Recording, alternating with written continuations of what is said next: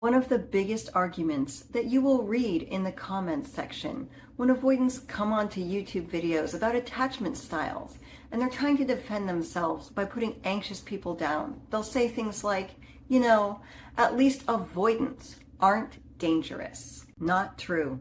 Unhealed avoidant attachers are people who can cost you your life. Hello friends, my name is Maria and I am not convinced that avoidant personalities are mere harmless victims of their own attachment style. I can tell you from personal experience that avoidants make conscious choices that are potentially dangerous to the people who care about them. Dangerous is a word that sounds extreme, but so is avoidant behavior that mentally and emotionally breaks you down until you're only a shell of the person you were meant to be, and their continued presence ultimately costs you the wonderful life that you could have had. But there is a formula that you can use to protect yourself from people whose only intention is to deplete your life force to sustain their ego. So if you're like me and you believe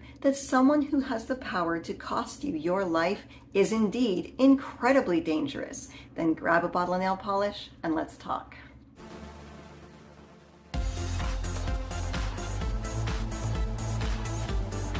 When I was growing up, there was a very popular video game called Super Mario Bros. 3. The levels I hated the most were the ones that didn't wait for you to go at your own pace. The scariest aspect of those levels was the moving screen itself. It never stopped, and there was only one way to go: forward. No matter what obstacle you were facing, the screen kept moving forward, and if you had not learned the skills to keep up and move forward along with it, game over. And what I have come to learn is that life pretty much moves the same way. I have a previous video, and I'll put the link down in the description. It talks about the best revenge you can get on an avoidant. You hand them over to life, and you let life do its thing, which oftentimes, in the long run, is really sad and does not end well for unhealed avoidants. Now, I had a couple of people in the comments chuckle and say, this is nothing more than a video about karma. But I don't agree. I feel when it comes to teaching people about the consequences of life, well, life itself is far more dangerous. And I totally get karma. The idea that you get what you deserve. It's a pretty nerve-wracking concept. But life, that's horrifying. Life follows a strict mathematical formula. It never wavers, and it does not give a crap what you deserve. Much like that dreaded moving screen, life is unbiased, unstoppable. There is no reasoning with it, and what you have already passed, that's done. There is no going back. In life, A plus B is meant to equal consequence C, and everyone is vulnerable to the mathematical formula of life, even avoidance. That is, until they meet you. In this game of life, you are the avoidance personal cheat code. Allow me to give you an example. Person A does something crappy to you, plus action B, they leave you on red for 3 days, even though they know you're hurting and you are pleading with them to please talk to you and they don't care. Well, this equals consequence C, your solution for emotional neglectors. They don't get access to your empathy anymore. But our scarcity mindset has become a master of justifying naughty behavior and giving avoidant people an out. Now the formulas are all screwed up. Abusive personality A plus abusive behavior B equals they get to just continue doing whatever they want. The math is not mathing in allowing negligent and emotionally dangerous people to skirt by without any consequence. You are disrupting the formula of life. You are not getting out of the way and allowing the natural formula of life to take its course. The formula that states you either push yourself to face something scary and level up in order to get something that you need.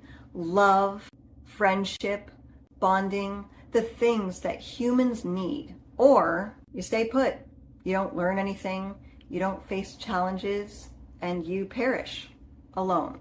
No kingdom, no princess in sight. Game over.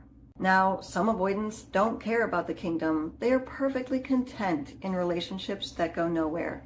So they run around playing games in order to win themselves situationships and shallow hookups. Viewer LT Izzle 34 says, there is a book by Coach, in parentheses, Corey Wayne, called The 3% Man. My ex read that book, among other psychological books like 48 Laws of Power and The Art of Seduction. He told me directly, women can't help who they fall in love with.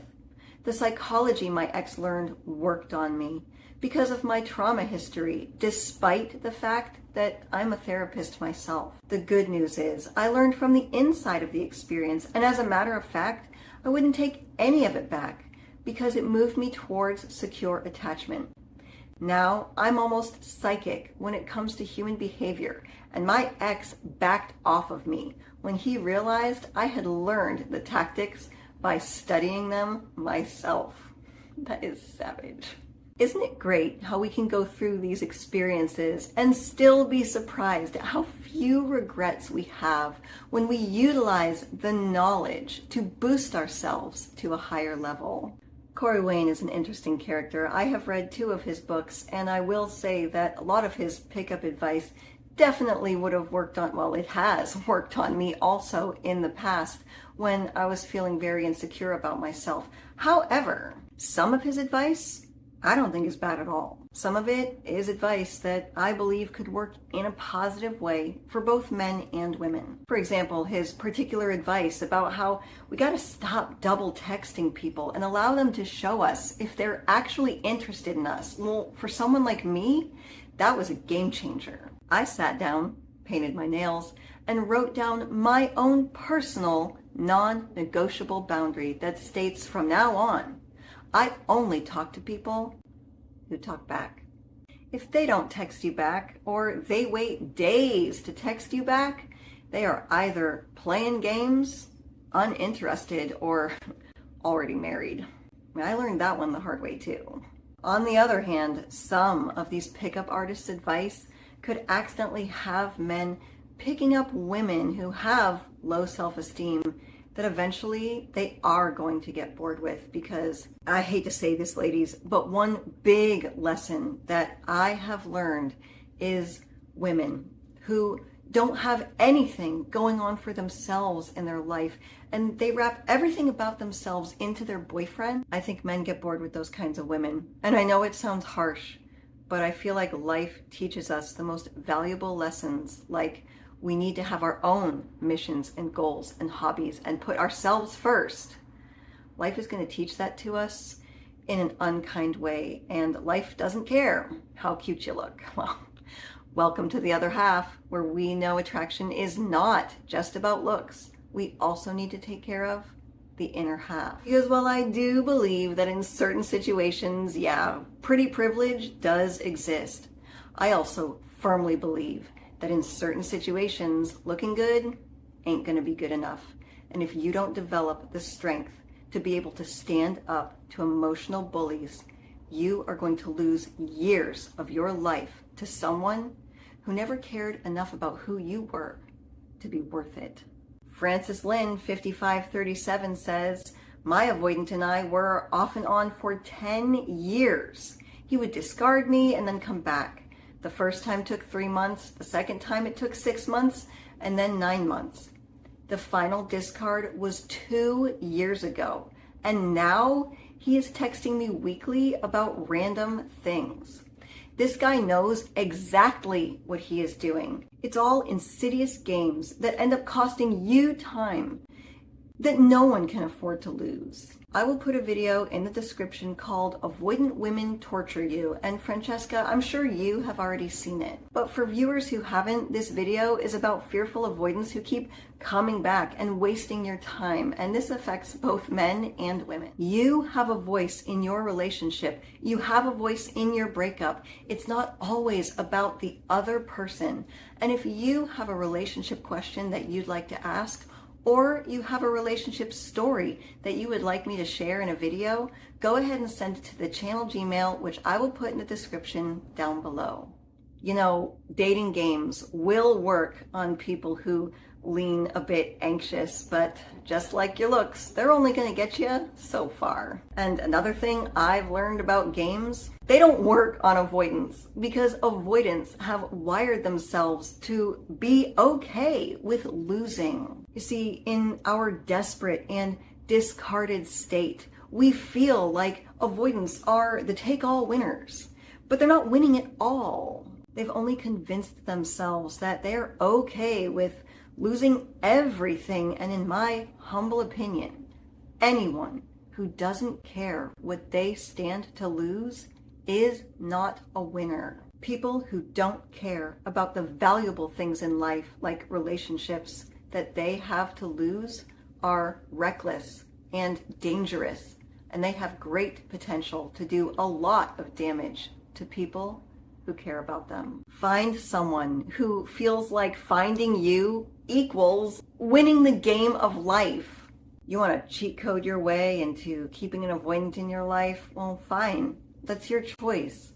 But unless you also have some emergency cheat code in your back pocket ready to go, here's how your mathematical formula of life is going to add up. Abusive person A meets empathetic person B, who allows person A to cheat life's formula of natural consequences equals consequence C. You will never reach your highest, strongest, most incredible potential.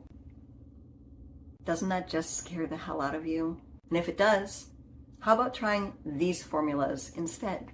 A woman who stands you up on a first date equals you moving forward to go level up your life with someone else who actually appreciates the opportunity to get to meet you. A guy who just met you a couple of weeks ago on a dating app pushes you to hook up with him and you hold your boundary, well, that equals you not getting your self-esteem crushed by idiots that ghost you who are only going to leave you anyway. A woman calls you worthless equals you going out and finding another woman who appreciates a man who is happy to provide for the people that he loves, because men who are highly motivated by their family are extremely valuable in relationships. A man who calls you a stupid just because you guys are bickering or you have an opinion equals you calling him, oh, that's right, you never call a man like that ever again, because men who speak to their girlfriends this way came into that relationship already having no respect for women, and behavior like this only escalates. It will not get better. These are the natural consequences for people who disrespect you and do not appreciate the opportunity to meet you. So stop giving these losers cheat codes and start to get comfortable with winning. And here's the great news. No one else ever has to change one single thing in order for you to win the game.